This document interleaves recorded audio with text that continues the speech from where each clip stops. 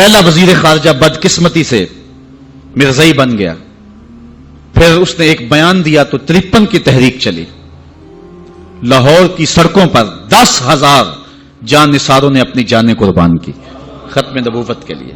وہ لمحے ہم نہیں بھول سکتے ہیں. تاریخ سے آج بھی حرارت نکل رہی ہے کہ ایک خاتون اپنے بیٹے کو بیانے کے لیے لے جا رہی تھی. ارمانوں سے اس بیوہ نے اپنا بیٹا پالا تھا.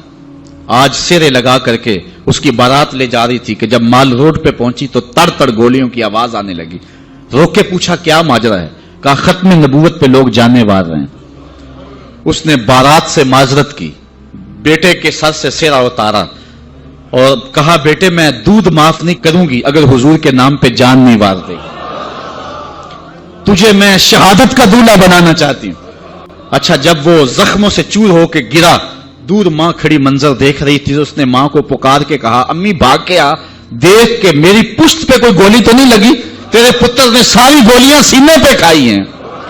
اور وہ گھڑیاں بھی ہم نہیں بھول سکتے جب نواب آف کالا باغ اس تحریک کو دبانے کے لیے کوشش کر رہا تھا. وقت کا گورنر وزیر خان کی تاریخی مسجد میں علامہ نیازی للکار رہے تھے, او نواب آف کالا باغ تیری لمبی لمبی مونچھوں سے بغاوت ہو سکتی ہے, محمد عربی کی کالی کالی زلفوں سے بغاوت نہیں ہو سکتی ہے. پھر ایک ڈی ایس پی کے قتل پر علامہ نیازی ماخوذ ہوئے, جیل میں چلے گئے, سزائے موت ہو گئی. پیرزادہ اقبال احمد فاروقی نے لکھا ہے کہ ہم نوعمر تھے, علامہ نیازی سے ملنے گئے تو جس شخص کو سزائے موت ہوئی ہے اور حضور کے نام پہ ہوئی ہے, جب اچانک اس کے چہرے کو دیکھا تو ہمارے اوپر ایک وحشت طاری ہوگی, دہشت طاری ہوگی, ہم رونے لگے. نیازی صاحب نے جو قمیض پہنی تھی وہ جیلیوں والا لباس, چونکہ کاداور تھے تو پیٹ ننگا ہو رہا تھا. تو نیازی صاحب ہمارے قریب آئے تو ہمارے سر پہ شفقت کا ہاتھ رکھا اور ہمیں تسلی دینے لگے. اللہ ہوتا یہ ہے کہ جب کوئی جیل میں پہنچ جائے اور اسے سزا موت ہو جائے تو اس کا خون گھٹ جاتا ہے, لیکن تاریخ کا ریکارڈ ہے کہ علامہ نیازی کا خون بڑھ گیا تھا. جس دھج سے کوئی مقتل میں گیا وہ شان سلامت رہتی ہے, اس جان کی کچھ پرواہ ہی نہیں, یہ جان تو آنی جانی ہے. تو جب کہتے ہیں ہم لرز گئے تو نیازی صاحب نے ہمارے سر پہ ہاتھ رکھ کے مسکرا کے کہا او بیٹو ان کا لباس مجھے پورا نہیں آتا, پھانسی کا پھندا کیسے پورا آئے گا. اور پھر زمانے نے دیکھا کہ باعزت اور باوقار علامہ نیازی جو ہیں وہ باہر تشریف لائے. سلسلہ چلتا رہا. جب بھٹو کا دور آیا 74 کے اندر نشتر کالج کے کچھ طلبہ مری جا رہے تھے, ربوے سے گزرے تو مرزائی غنڈوں نے ان کو جو ہے وہ سب و شتم کیا اور غوب و زود کیا, ان کو مارا زخمی کر دیا. تو تحریک پھر دوسری بار جو ہے وہ مرزائیت کے خلاف اٹھ کھڑی ہوئی, جو کراچی سے خیبر تک پورے بانکپن کے ساتھ چلی. اللہ تعالی رحمت نازل کرے علامہ نورانی کی قبر پہ.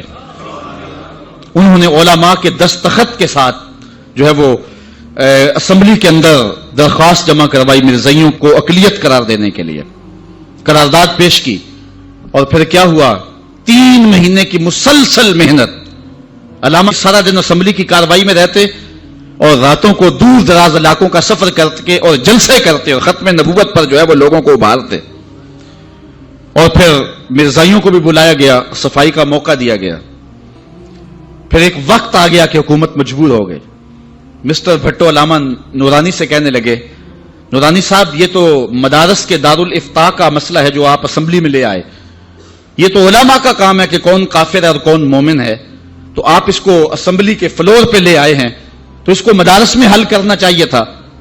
تو حضرت علامہ نورانی نے جو جواب دیا وہ بڑا خوبصورت تھا. فرمانے لگے بھٹو صاحب مجھے ایک بات بتا دیں, آپ منتخب وزیر اعظم ہیں, اگر آپ کے مقابلے میں کوئی کرسی بچھا کے بیٹھ جائے تو آپ اس کے بارے میں کیا رائے رکھتے ہیں؟ تو بھٹو کہنے لگا یا وہ باغی ہے یا وہ پاگل ہے.